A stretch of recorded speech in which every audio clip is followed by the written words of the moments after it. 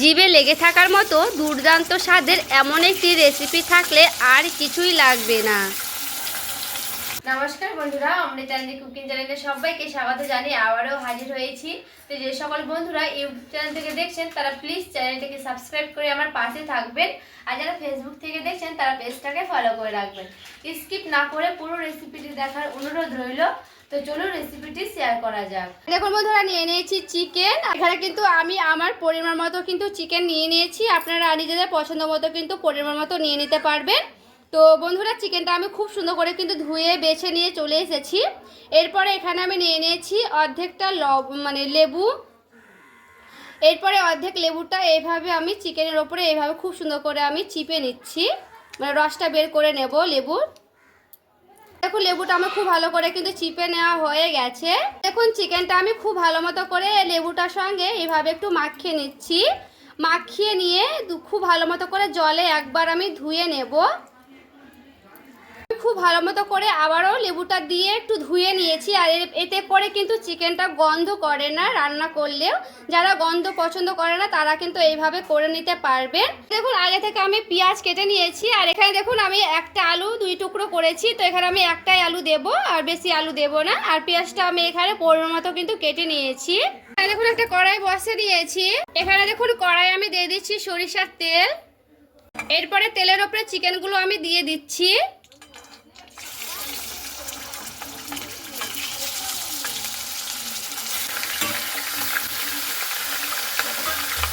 এরপরে চিকেনটা আমি এইভাবে হালকা করে তেলে একটু নাড়াচাড়া করে নেব।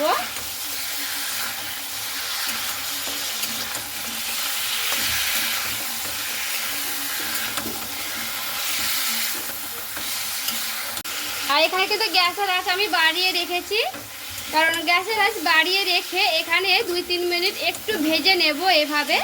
আর বেশি কড়া করে কিন্তু ভাজতে হবে না, এইভাবে হালকা করে ভেজে নিলে হয়ে যাবে। তো এখানে আমার চিকেনটা ভাজানো হয়ে গেছে। তো পুরো আমি 1 থেকে 2 মিনিটের মতো একটু ভেজে নিয়েছি। তো এরপরে আমি চিকেনগুলোকে উঠিয়ে নিচ্ছি। আর দেখুন চিকেন থেকে কিন্তু অনেকগুলো জল ছেড়ে ছেড়ে গেছে।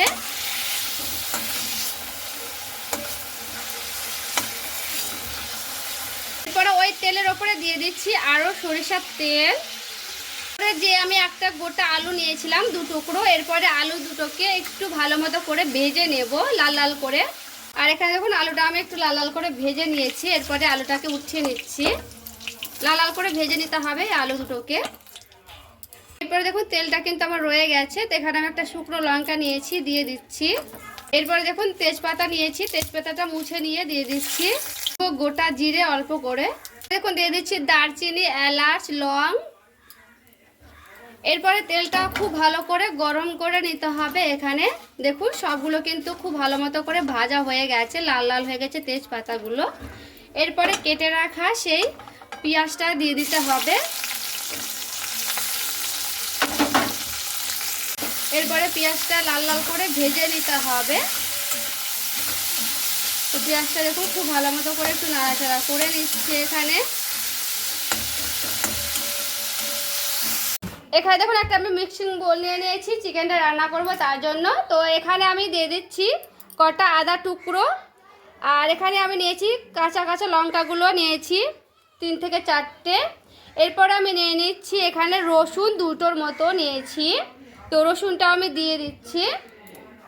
এখানে আমি নিয়েছি শুকনো শুকনো লঙ্কা 4টের মতো দিচ্ছি। যেহেতু আমি আগে কাঁচা লঙ্কা দিয়েছি তার জন্য কিন্তু 4টে শুকনো লঙ্কা দিচ্ছি। দিয়ে দিচ্ছি জিরে, দিয়ে দিচ্ছি একটা গোটা কাটা টমেটো, দিয়ে দিচ্ছি জল।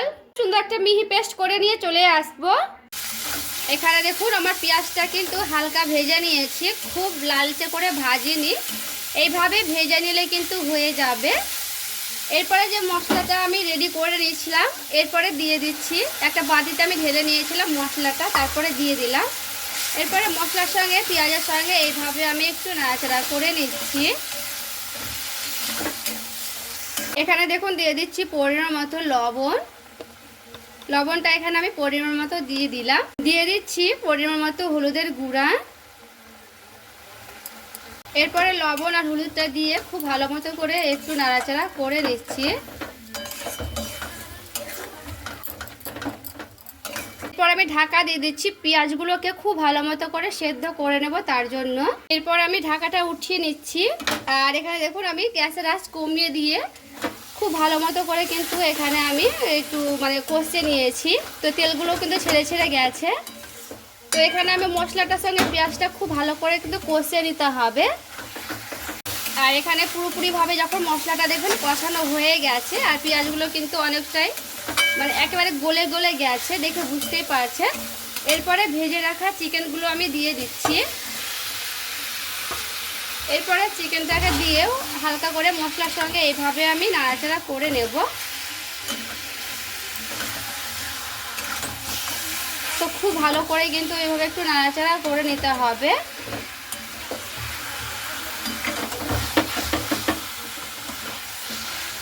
এখানে আমি খুব ভালো করে কিন্তু নাড়াচাড়া করে নিয়েছি। এরপরে গ্যাসের আঁচ হালকা মিডিয়ামে রেখে মানে বেশিও না কমও না মাঝামাঝি রেখে দিয়ে দিচ্ছি ঢাকা দিয়ে রেখে দেব। এরপর দেখুন ঢাকাটা আমি উঠিয়ে নিয়েছি। তো এইভাবে গ্যাসের আঁচ মাঝামাঝিতে রেখে দিয়েছিলাম ঢাকা দিয়ে। আর এখানে কিন্তু চিকেন থেকে জল ছেড়ে যাবে। তো এখানে আমি 2-1 বার একটু এইভাবে নাড়াচাড়া করে ঢাকা দিয়ে দেব। এখানে দেখুন নিয়েছি টক দই। তো টক দইটা এখানে আমি প্রায় 2 থেকে আড়াই চামচের মতো নিয়েছি। তো টক দইটা এভাবে হালকা করে একটু ফেটিয়ে নিচ্ছি, মানে ফেটিয়ে নিলেই বেশি ভালো হবে টক দইটা। এরপরে টক দই ফেটানোটা আমি দিয়ে দিচ্ছি সবগুলোই।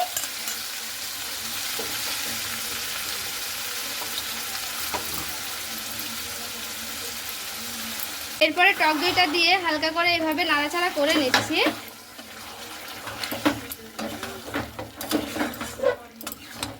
এই দেখুন টক দইটা দিয়েও কিন্তু খুব সুন্দর করে নাড়াচাড়া করে নিতে হবে।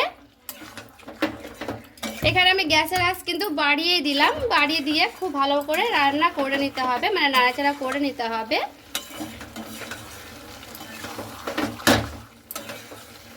এরপরে টক দইটা দিয়ে এইভাবে খুব ভালো মতো করে আমি মানে রান্না করে নেব। তো এখানে আর ঢাকা দেব না, ঢাকা না দিয়েই কিন্তু এভাবে নাড়তে নাড়তে আমি কষিয়ে নেব খুব ভালো মতো করে। এরপর দেখুন চিকেন থেকে কিন্তু তেলগুলো ছেড়ে ছেড়ে গেছে। আর এইভাবে কিন্তু খুব ভালো করে নাড়তে থাকতে হবে।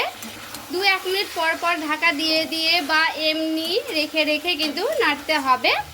এতে করে খুব সুন্দর পেঁয়াজগুলো একেবারে মানে সেদ্ধ হয়ে গলে যাবে আর চিকেনটাও এভাবে আমার কিন্তু সেদ্ধ হয়ে যাবে।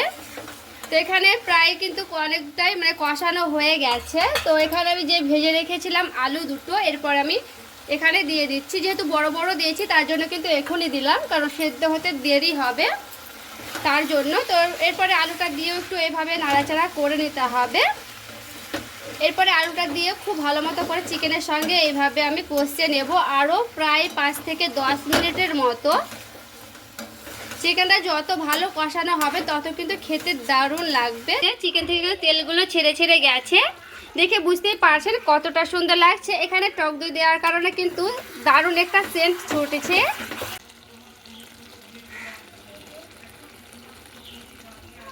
আর এখানে আমার চিকেনটা খুব ভালো করে কিন্তু কষানো হয়ে গেছে। আমি এখানে প্রায় অনেকবার কিন্তু নাড়াচাড়া করে নিয়েছি।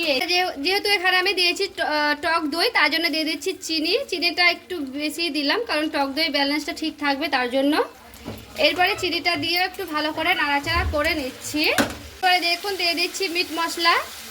কষানোর সময়তেই কিন্তু দিয়ে দিতে হবে মিট মশলাটা দিয়ে খুব ভালো করে কষিয়ে নিতে হবে চিকেনটা। আর এখানে দেখুন চিকেনটা আমার পুরোপুরিভাবে কিন্তু কষানো হয়ে গেছে। আর দেখে বুঝতে পারছেন কেমন হয়েছে কষানোটা, একেবারে কিন্তু কালারটা চেঞ্জ হয়ে গেছে। এই যে দেখুন কালারটা কিন্তু চেঞ্জ হয়ে যাবে।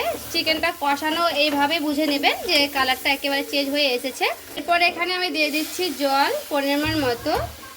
এখানে একটু জলটা বেশি দিলাম কারণ আলুগুলো সেদ্ধ হবে তার জন্য, আর চিকেনটা একটু সেদ্ধ হবে। তো এইভাবে কিন্তু একটু ভালো করে আবারও নাড়াচাড়া করে নিয়েছি। এরপরে গ্যাসের আঁচটা একবারে বাড়িয়ে দিলাম, বাড়িয়ে দিয়ে খুব ভালো মতো করে ফুটিয়ে নেব, আলুগুলো কিন্তু সেদ্ধ করে নেব। তারপরে ফিরে আসছি। আর এখানে দেখুন খুব সুন্দর করে কিন্তু আমি টকবক করে ফুটিয়ে নিয়েছি। আর এখানে আমার আলুটা খুব ভালো করে সেদ্ধ হয়ে গেছে। চিকেনটা মানে দেখুন আলুটা খুব ভালো করে কিন্তু সেদ্ধ করে নিয়েছি। আর এখানে আমার চিকেনটা খুব সুন্দর সেদ্ধ হয়ে গেছে। তো এইরকমই কিন্তু গ্রেভি থাকবে এই চিকেনটা। আর বেশি আমি ঝোলটা মানে শুকনো শুকনো করবো না, এরকমই রাখবো। তো এখানে দেখুন নিয়ে নিয়েছি সেই মানে গরম মশলা, কাঁচা গরম মশলাগুলো বেটে নিয়ে চলে এসেছি। এরপরে সেই গরম মশলাটা দিয়ে হালকা করে আবার একটু নাড়াচাড়া করে নেব। এরপরে গরম মশলাটা দিয়ে আমি গ্যাসের আঁচটা বন্ধ করে দেব। এরপরে চিকেনটা আমি একটা বাটিতে ঢেলে নিচ্ছি, তারপরে দেখাচ্ছি কেমন হয়েছে কালারটা। আর দেখুন বন্ধুরা, চিকেনটা আমি নামিয়ে নিয়ে চলে এসেছি। আর দেখতে দেখুন কতটা লোভনীয় হয়েছে, দুর্দান্ত হয়েছে চিকেনের রেসিপিটি। এভাবে কিন্তু একবার হলো বাড়িতে তৈরি করে দেখবেন, খেতে দারুণ লাগে। আমি যেভাবে রান্না করেছি অনেক রকম করে তো খেয়েছেন, একবার হলো এইভাবে ট্রাই করে দেখবেন। তো আজকের এই চিকেন রেসিপিটি কেমন লেগেছে অবশ্যই আমাকে কমেন্ট করে জানাবেন। আর ভালো লেগে থাকলে প্লিজ লাইক করবেন, চ্যানেলটাকে সাবস্ক্রাইব করে আমার পাশেই থাকবেন। দেখা হচ্ছে আরও একটি রেসিপির সঙ্গে। সবাই ভালো থাকবেন, সুস্থ থাকবেন।